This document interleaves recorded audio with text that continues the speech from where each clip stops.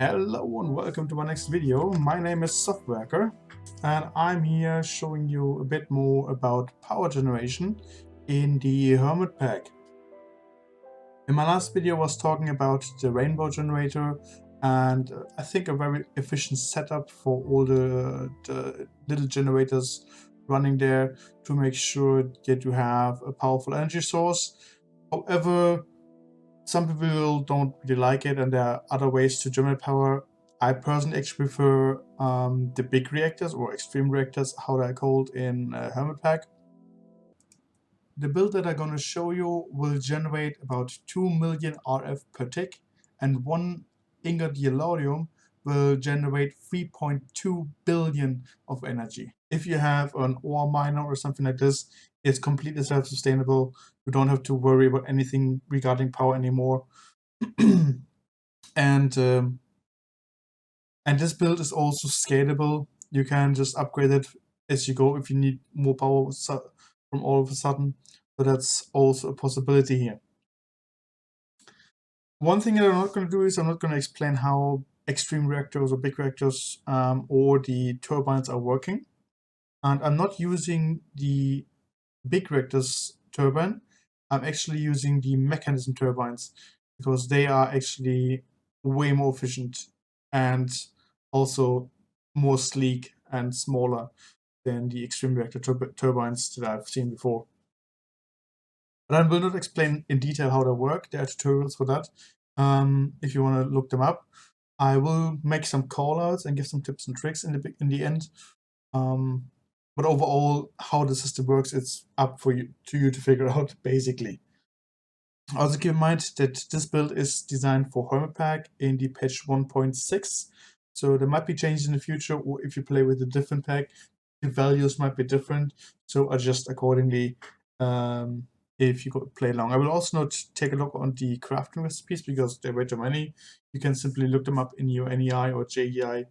I will, however, give a full item list and material cost in a spreadsheet that you can also find in the comment section, as well as some timestamps about different parts of this video. So then let's take a look at the basic reactor build that I think is the best option. And that is a reactor with the size on the outside of 11 by 11 by 11. I think what we have to look for is we need a reactor that produces 50 buckets of steam per tick, because that's the maximum that an extreme reactor can generally produce. You can build it bigger, but you will not get out more steam, you will just reduce the cost.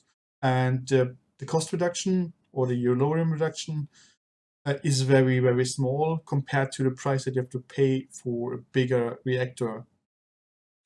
Also, what I think is really important is that you have, when you build it, you have one full layer of cooling material as well as dotted. That's the standard big reactor, extreme reactor setup that is working here as well. Keep in mind that extreme reactors is really just a copy of big reactors for 1.10. You can of course build it smaller as well if you like. That's then up to you. But keep in mind that at one point the reactor will not be able to create 50 buckets of steam per tick anymore, especially if you are below, I think, 7 height. The internal tank has not enough space for 50 buckets of steam anymore. So keep that in mind when you're building. If you want to make it bigger, or if you have materials for a bigger reactor, rather than making one big one, I would highly recommend actually doing two ones of this size again.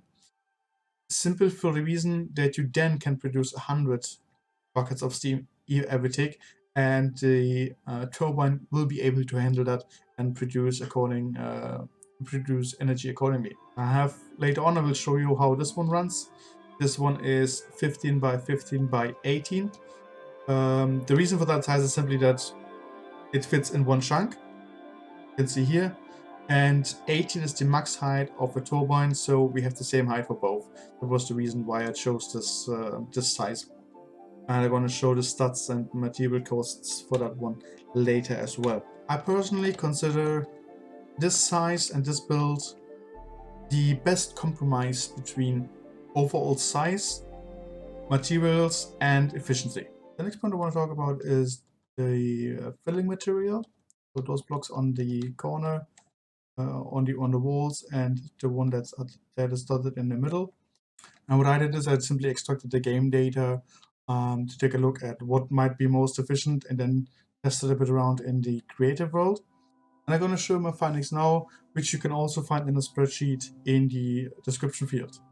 So this is the game data that I have extracted, and you see here there's lots of blocks and lots of values. You see that lots of blocks are actually not in here. I'm going to talk about a few blocks that I've figured out are really interesting. The first one is ExtremeReactor. The thing is, it has a high modifier, and in this case, this one makes it more efficient than anything except for, well, up until gold. All the other blocks that you see here, ignore them, go for graphite, because that's super cheap and also efficient enough to, let's say, be better than iron, aluminum, or copper, or anything like that. The next tier that I would recommend to look at would be actually lead over here. It has good values. The heat efficiency is a bit low, but overall it's a bit better than graphite. It's still worse than diamond over here. Even though it has those two values are higher, the heat efficiency drags it down and makes it less of a choice for in case of efficiency. I would recommend to only use lead if you have it in abundance, otherwise stick with graphite because it's so super cheap and the difference is not that high. And afterwards, what I would consider the second tier then, the third tier would be then diamond. It has overall good base stats, very, very efficient, and you can, with some farms or whatever you have, there are some ways to automate diamond creation in Hermit Packs. I think Sizuma built a Schulke farm or something. So that's a good way to fill it up. Again, only craft it if you have an abundance. The efficiency difference between graphite and diamond is not that high, but it's notable. In a second, I'm going to show you a table of values that I experimented with, so you can see in more detail what the value is. However, there's one more block I want you to look at, which is manilum. Manilum itself is better in every regard than diamond, as well as lead, and most of the other elements in here. The only thing that would be interesting would be fluid ender or deuterium, but both of those options are not in the pack. There are ways to get, I mean, you need a lot of manilum, don't get me wrong here, but there are ways to get actually a lot of them. Also, I think Sizuma has created already a dimension of cobalt and others, so you can look his video up to figure out how to do that. It's not that difficult, but again, otherwise you can just use the void ore miner with a specific lens and then get materials this way. What I have done is I built my first reactor, my reactor first only with graphite, and later on I moved over directly to manilum, skipping diamonds and lead totally, simply because I didn't have it in abundance and I don't want to spend too much time farming on it. And I know that I wanted to go to manilum in the end, so therefore there was no way for me to stop it. Manilum is roughly 25% more efficient than graphite. So, and then let's have a look at the next part of the build, which is the mechanism turbine. What I have here is the smallest possible version that we could use. So it's 5 by 5 and 9 high.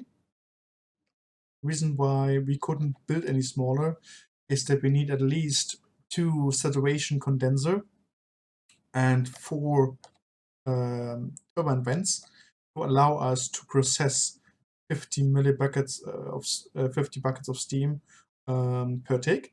Otherwise, we would not get enough water back, or would have not enough flow for the water. And also, we need at least 3 of those coils. Otherwise, we would waste steam that could not be converted to energy. If we put it any smaller, we would waste rotors. And anyway, this one is not a build that I would recommend. It is, as I said, it is small, the smallest version that you can build, and I built it just to show the difference between the original version. The version I would go for is actually that one, and that's 11 by 11 and 18 high. The reason why it's this size is that 18 is the maximum height of a turbine, and that's nothing. It's the maximum height that the turbine can have, period. There's no, right now I don't know if there's a way to make it any bigger. The reason for that size is simply that 18 is the maximum height for a mechanism turbine, which means after the roof and the operational things and this layer, you have 14 rotor shafts that can then carry on 28 rotor blades. And the only thing that those rotor blades need is enough space to the outer layer. So we could build it bigger. I could build it 18 by 18 and 18 high. It wouldn't change anything except for a bit of more space or for steam in there, but it wouldn't produce more power. The power is produced by the amount of rotor blades and the coils that we have.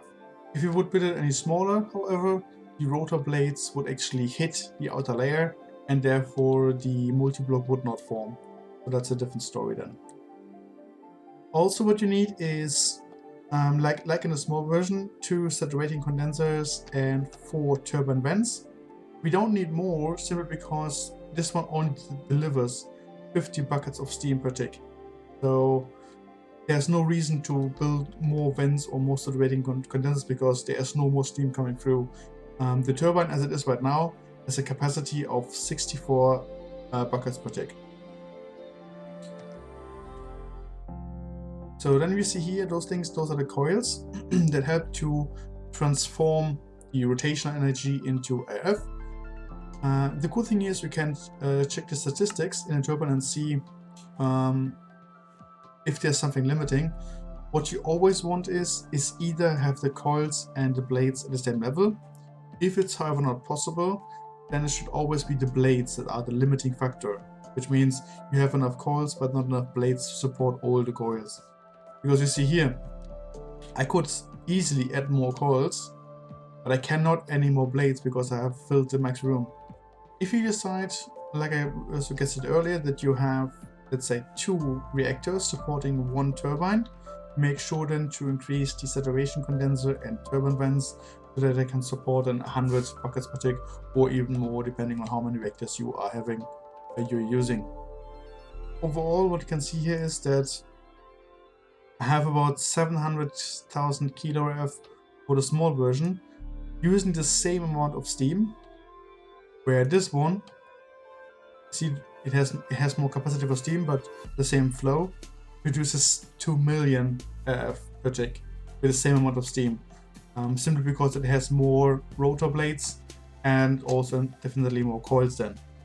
So that's the big difference, and that's why I would recommend going for the big version if you have the space for it. Okay, and with that, let's take a look at some data again. I have here those are numbers from the tests that I made in my creative world. But first I decided to test a reactor with the outside borders of 11 by 11 by 7 and only fuel rods, so no layer of cooling materials. And you can see here that the waste generation was ridiculously high. I would create about 1.6 millibuckets of waste every tick.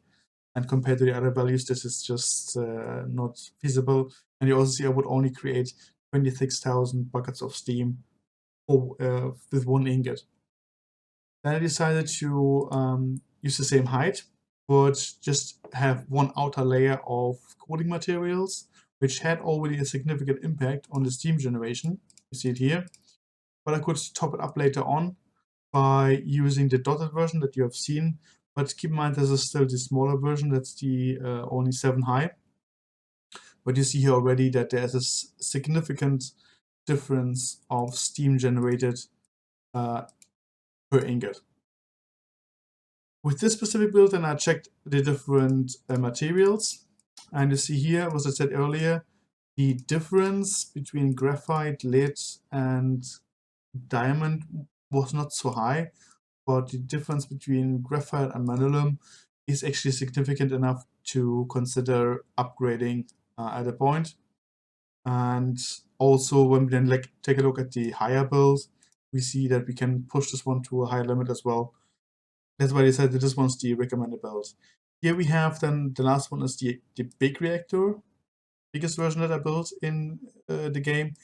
And you see we have a lot more steam per ingot, but when we take a look at the results, we see it's only about 500 million AF more per ingot. Here's just a comparison of the two of both turbines, and you can clearly see why it should make sense to build the bigger one. Okay, then let's take a look at the reactor costs in general. So I have then the both versions. I have the 11 by 11 by 11 and then the big version compared. And when we just take a look at the raw material data, especially let's say the molybdenum that you would need, that's the big reason why I would say it doesn't make sense to really spend that difference of materials just for 500 million AF per ingot. Again, if you have the materials left over, build a second reactor and then double your energy creation. That should be good enough. And then for the turbines, let's take a look at this as well. Here we have the small version and the big version, and here the difference is not really too big. One thing to keep in mind is that you can save a lot of osmium by simply using glass instead, and make this the structured glass, so you can see through and see what's going on, or but also save osmium in the process. For the reactor glass, it doesn't make a difference for the casing. You just add 2 glass on top of it on the coast, so that's not a big difference. But in here for the turbines, it can have actually a big impact on the cost of osmium. If you want to look up your information later on, or maybe just toy around with your own numbers, you find the link to the sheet in the description field, make a copy for yourself, and then play around with it. Okay, and I hope that this explanation helped you to understand a bit how it works. In this section, I now want to give you a little call or a few tips and tricks in order to get the system running. The first one is about the transfer of water and steam. And for now, I only figured out 2 ways of effectively transfer the steam from the generator, from the reactor to the turbine. This one that I have here is the liquid phase. So I put the liquid phase to the exit port, linked it to the input port of the turbine valve, and now this block behaves like the input of the turbine. So there's an instant transfer of steam. The vents will push out the water that needs to be filled back into the reactor. So I put the liquid phase over here, linked it to the reactor input port. Same principle that we have here. In here, then I used, as another example, I used the dimensional transceiver, who can also transfer steam between the different areas. It looks a little bit of overkill, and keep in mind it needs also AF to be running. You can see here it's constantly using up 5,000 AF per tick. I'm not sure if you really want to do that. I just using it as a proof of concept. Usually I would go with the liquid phase. What does not work is the mechanical pipe from mechanism, for the steam at least. What happens if you plug in the mechanical pipe from the exit port to the input port is that it will only transfer 25 buckets per tick. And then you would say, okay, then I built 2. Yeah, I tried that. The result was that then both together would transfer 40. And if you add more, it would then transfer 42, and then 42 point something. I couldn't figure out a way to make it transfer 50,000. So therefore, I believe it's a bug. I'm not sure what's going on there. That's the reason why I couldn't use it. However, it works fine for the water. So it can transport the water back from the turbine to the reactor just fine. The other options of transferring any types of liquids in the pack that I know of are simply not capable of transferring enough steam per tick. The next thing you have to be careful of is the fact that the reactor needs some time to power up. And you see here that it happens actually very often that the reactor climbs to temperatures that are really bad and also increase the waste production. The reason for that is simply that it needs a constant fill up with water until it has within the system between the reactor and the turbine enough steam and water so that the turbine can push out constantly the 50 buckets per tick, and you don't need any external water sources anymore. But here you can see I have 4 barrels, for example, that would pump in water into the system and help the system to get up to speed. To speed up the whole process, what you could do is just pump in more water, find more water sources or better ways to pump water into the reactor. What I did is a bit different. I placed the second redstone port and made it active when the reactor becomes above a certain degree. In this case, I have 1000. For the big one, it would be about 410 or something. And then if I turn on the reactor, there you go, you would see the temperature climbs, raises above the recommended level, and the reactor turns down, cools down a little bit, turns on and off. So for now quite some time, it will constantly go back and forth, but don't waste any energy. And this will happen until this one has enough steam and there's enough water in the system to flow back into the reactor all the time. So it will then be self-sustaining. So after some time you will see that it will never reach 1000 degrees anymore, and the produced steam will climbs constantly up. You see that you have reached the point of self-sustainable when the production is constant 50 buckets per tick.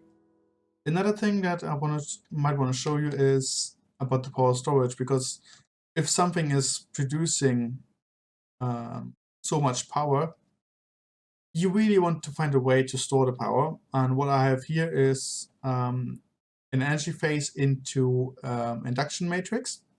Or what you can even do as well, like I did over here, is to build the matrix directly against the turbine and have the turbine valve next to the input port. What you keep in mind is that in this case, you can't have structured glass on either side. Let's say if I would have structured glass here, my matrix would think that the induction glass belongs to this build and would then not form. The thing about the induction matrix is also that you usually need some lithium that can only be created through a long process with several complex projects in mechanism. However,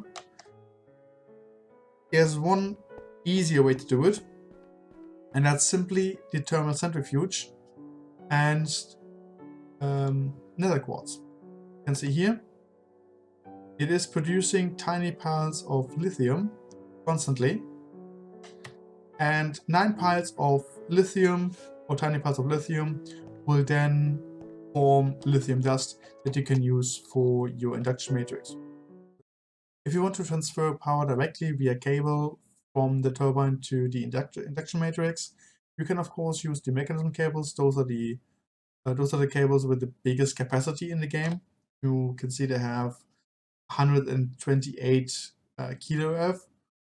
That's usually not enough for the turbine. However, the overall transfer rate is calculated by the amount of pieces and then the average transfer rate. So I have, let's say if I have 10 pieces of cable in my network with 128 kilo RF, I can suddenly transfer 1.28 mega RF into my storage. So but now you see I'm constantly transferring. Let me just break those off. And you see now it's actually, the power is going up here because now I have not enough pieces in the network to support it. I only import right now 640 kilo per tick. The cool thing is also that those cable parts do not need to be connected to anything else. I can just place it like this and suddenly my input goes up. Let me put another one. And there it goes up again. And the last callout for the turbines is that sometimes it appears that they seem to break, especially after a server restart or if you just play on a solo world. That means they would not take in enough steam for whatever reason, and the simple way to fix it is to break one corner, replace the corner, and then it should be fixed as well. And that's it. That's my build that I use to generate power in what I believe it's a very efficient way. I hope this video helps you to solve the power situation in your base. If you have some comments or updates, or you build anything differently, or even questions, just let me know either on Reddit or here on the YouTube comments. I will be more than happy to reply to it. If you would like to see more improvements for the video or have an idea what else I should cover for my next video, just let me know in the comments and I'm gonna look over it.